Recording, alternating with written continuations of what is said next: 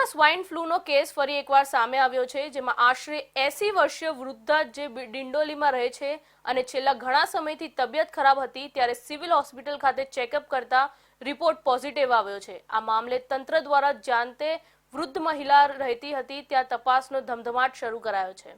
સુરત શહેરના ડિંડોલી ખાતે રહેતી 80 વર્ષીય વૃદ્ધ મહિલાની તબિયત છેલ્લા ઘણા સમયથી ખરાબ હતી, ત્યારે સારવાર અર્થે ખાનગી હોસ્પિટલ બાદ સિવિલમાં ગઈ હતી, જ્યાં સિવિલના ડોક્ટરોએ તેની તપાસ કરતા તેમાં સ્વાઇન ફ્લૂની અસર જોવા મળી હતી।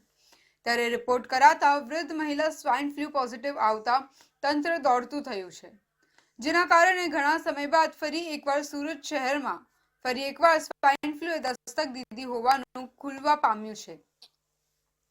સ્વાઇન ફ્લૂની અસરો દેખાતા આરોગ્ય વિભાગ દ્વારા તપાસનો ધમધમાટ શરૂ કરાયો છે, જ્યાં આ 80 વર્ષીય વૃદ્ધ મહિલા રહેતી હતી તે વિસ્તાર તથા તેની આજુબાજુના આશરે 200 જેટલા ઘરોમાં આરોગ્ય વિભાગ દ્વારા તપાસ શરૂ કરાઈ છે।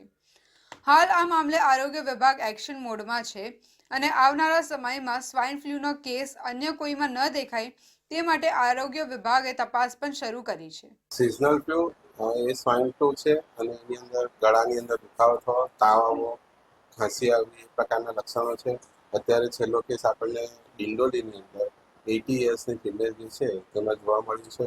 સ્વાઇન ફ્લૂ ચોક્કસપણે એની ટ્રીટમેન્ટ છે, સારવાર છે, ટેમીફ્લુ નામની દવા છે, એટલે કોઈ પણ પ્રકારની ચિંતા કરવાની જરૂર નથી। વાયરલ ઇન્ફેક્શન છે એટલે જે પણ કેસીસ આવે છે તો તાત્કાલિક કોર્પોરેશન દ્વારા ત્યાં ટીમ મોકલવામાં આવે છે, એના ફેમિલી કોન્ટેક્ટ, એના સોશિયલ કોન્ટેક્ટ અને એના ઇવન જે કમર્શિયલ કોન્ટેક્ટ છે એટલે જ્યાં કામ કરે છે એ બધા જ ક્લોઝ કોન્ટેક્ટને આપણે પ્રિકોશનરી સારવાર આપીએ છીએ અને એના લક્ષણો પણ તપાસીએ છીએ અને જરૂર લાગે તો આપણે એ લોકોને ટેસ્ટ કરાવીએ છીએ।